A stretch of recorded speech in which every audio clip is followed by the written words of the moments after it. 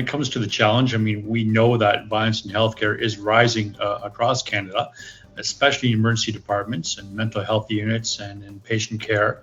I mean, staff are reporting daily incidents ranging from verbal abuse to physical assaults, and hospitals are seeing increased weapons at entry points. Underreporting probably remains common and is masking the true scale of our issue.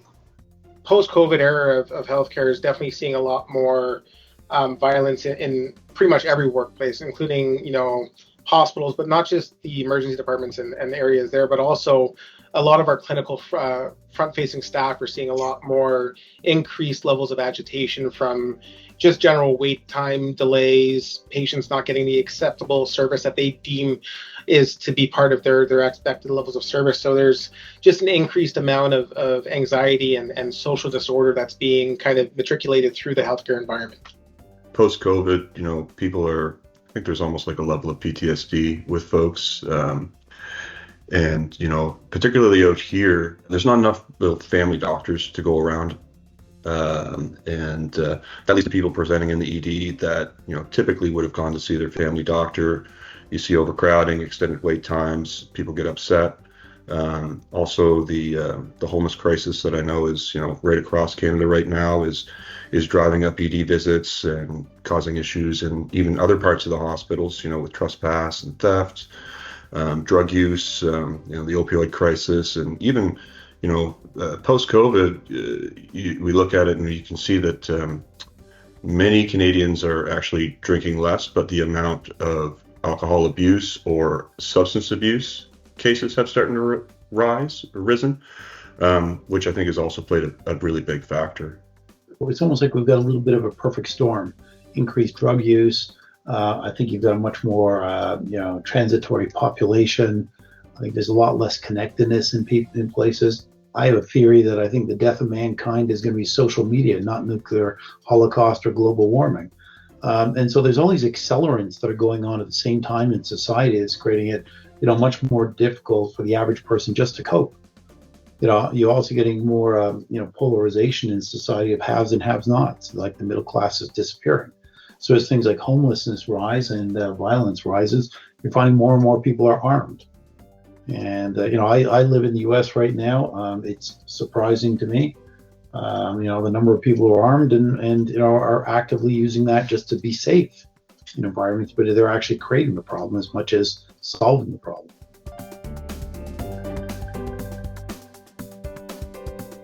It's definitely manifesting itself, right? I mean, it's more frequent, more severe events. We have physical assault, we have threats, intimidation of nurses, physicians, and even our security staff as well, too. We're seeing more introduction of weapons in the EDs and hospitals piling weapons screening at the main entrances. That's becoming something that we wouldn't have seen three years ago. And regulatory pressure. You look at violence prevention programs and the Ministry of Labor. That's also putting a lot of pressure on the organizations to do that much better at having programs and training in place. We have a lot of best practice that we can put forward in order to address this. But really, it's truly manifesting itself. And this is where the growing concern is, and it's not going away soon. A couple months ago, a couple of our staff were randomly attacked without provocation with a noxious substance. They had no previous interaction with the individual that assaulted them. And he was clearly targeting them for whatever reason. We don't know yet, but obviously he was apprehended and handed over to the police and is going through criminal proceedings. But that's just one example, but you see it all the time. I think everybody on this call would know that nobody really comes to the hospital because they're having a great day, and when they're coming, they're bringing a lot of fear and anxiety, maybe past traumas. And when they see an individual who's in a position of authority, a security officer, security guard, a lot of times automatically they get defensive, and then the phone comes out, and then the situation can escalate or de-escalate depending on how that staff member responds to them. But we see it all the time. We do a lot of business in sports stadiums and arenas. And it's we work very closely with all the chief security officers of many organizations, and we see the same thing. Young fans in the stands who are cursing at, throwing beer at, the law enforcement individuals. And I just want to worry that sometimes common decency is lost in society. 15 years ago, if you threw a beer at a police officer, you were in jail. Now you get filmed and put on YouTube with people cursing at you. And society's accepted that. What we've seen really work well so far is the cross-collaboration and engaging with clinical departments, as well as our enabling support services throughout the organization, and making sure that it's not just a singular approach to type of de-escalations. It's a multifaceted approach where we're really addressing it as an organization rather than just the security department. Making sure that we're working together and getting the end stage of what we're looking for. Making sure that we're addressing the root causes of the issues, and making sure that it's something that we're looking at holistically rather than just individually, and making sure we can kind of approach it long term instead of just each individual case by case basis. We know we're dealing a lot with the psychological toll as well too, right? We have staff burnout and fear and staff turnover that's linked to violence. So when we think about this and we try to adopt best practices, and we think about prevention first, and having full workplace violence prevention programs with policies and risk assessments, incident reviews, and worker training. We think about risk assessment tools, the client violence assessment, and unit-based risk reviews, standardized response. We thinking about updated code white procedures and post-incident debriefs, and new reporting toolkits, which really helps us drive some statistical information as to what's taking place and where is it taking place.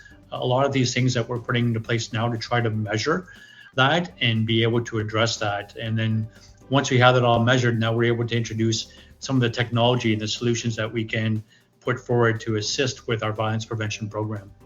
In a previous organization I worked at, it was one of the key tools that we started to implement was a flagging procedure for patients who were coming into the organization that had demonstrated previous situations of violence, and treating it as a individual basis where it's flagged immediately to that caregiver, immediately to the care team, so that they know the situations they're getting involved into, that they know what's coming at them.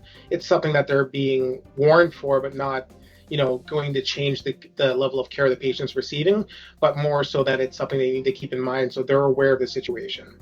Again, that's something we utilize at a different organization, not currently at Trillium where I'm at, but previous employment, we did utilize that resource as an amazing tool to kind of help our staff mitigate that situation before they came across it.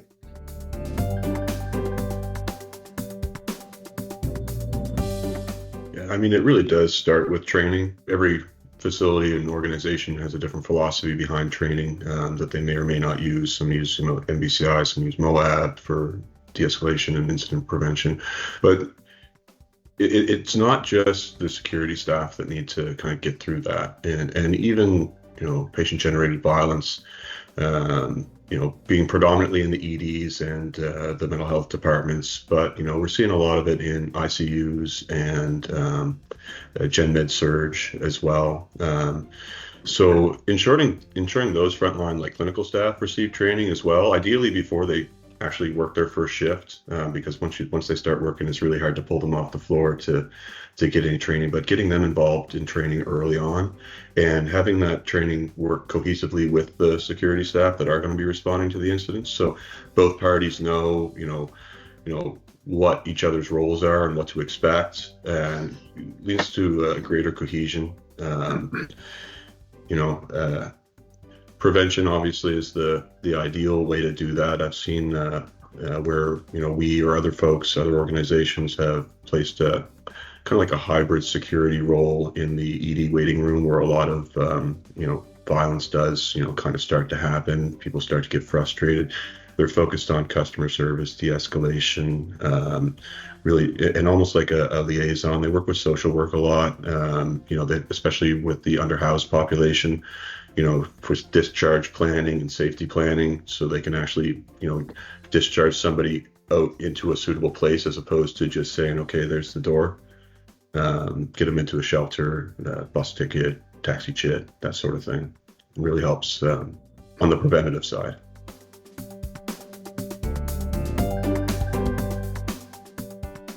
My mantra, being the tech guy, is that technology is always a great answer, but it's part of an equation of people, processes, and technology.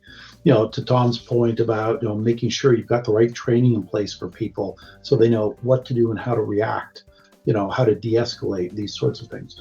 But I'm a big believer in digital transformation. I've done it all my career.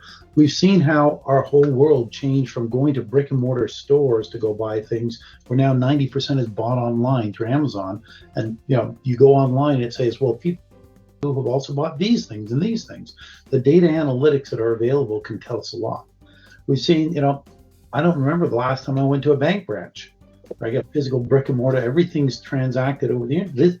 The virtue of this call here, with all of us in different parts of the world being able to communicate and share ideas, as opposed to us all doing something that's a very analog way of doing things, and getting onto an airplane to meet.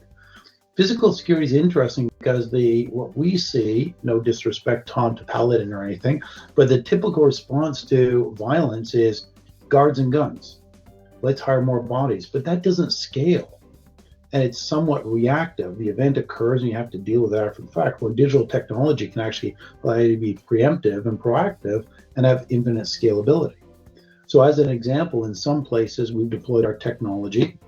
We actually are using facial recognition to identify an individual as they're approaching the door and knowing this is a known gang member, this is a known felon, this is a known human trafficker, even before they've entered into the premises.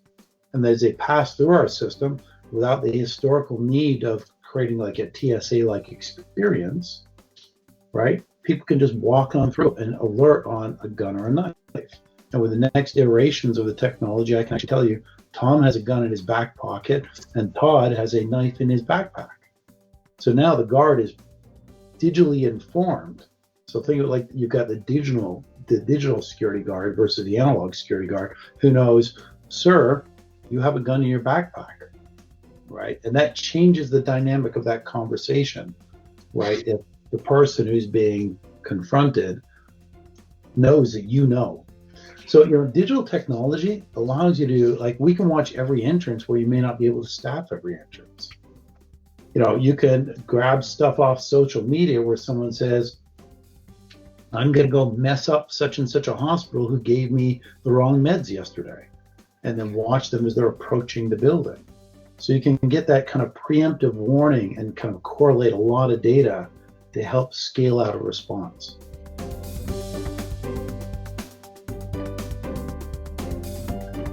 Obviously, the weapons issues in the States are, I think, a precursor to what most people could expect around the world.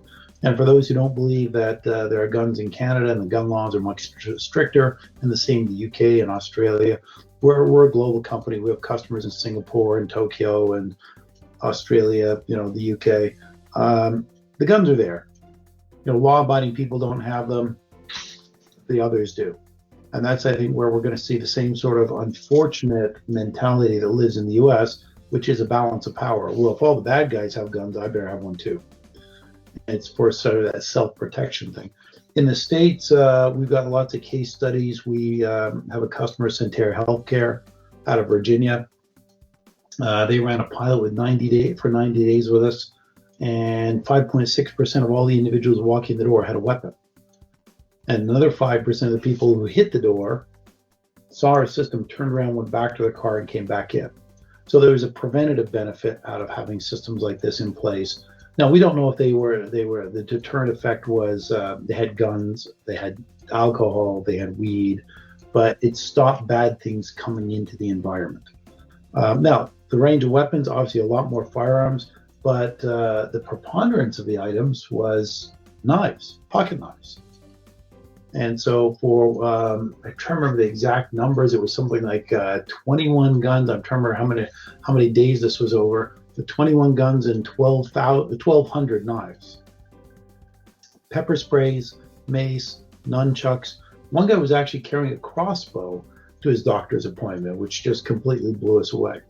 So it's happening, and I think the things we talked about earlier, where society is becoming more and more concerning and more egregious. People are arming themselves for self-protection, and they forget about that when they walk into the hospital. And it's not, I don't think you have the issue as many people walking in with the malicious intent, but I think to the point that was being raised earlier, they're sitting, they're waiting, they're in pain, passions get high, the weapon gets drawn. And so I'm a believer that technology like ours is going to be mandatory in every environment. We've seen it in California. California has now mandated that every hospital has to protect itself from weapons at every entrance by 2027.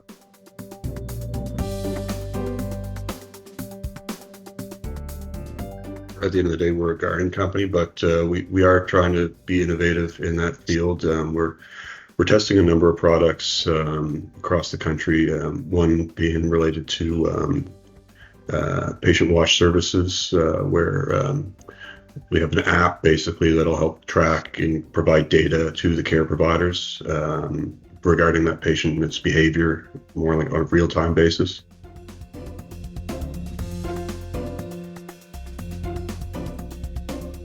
AI is kind of everywhere. In fact, somebody else said, aren't you worried that AI is going to take your job? I said, I wish it would. Thank God. But AI doesn't want my job. I think you're going to see, again, more and more of these kind of predictive models, more and more of the ability to gather more and more data together so that, you know everything about an individual before they've even entered the facility, what their history is, any issues they've had previously, any complaints, any social media outbursts, these kinds of things. And you'll start to see more of these kind of unique individual sources of data and technology starting to integrate more. So, for example, we're starting to work with the VA hospitals in the US. They don't have the ability to staff every entrance the way they wish. But working with other organizations, as someone's approaching across the parking lot through facial recognition, you always know who they are, you know what their profile is.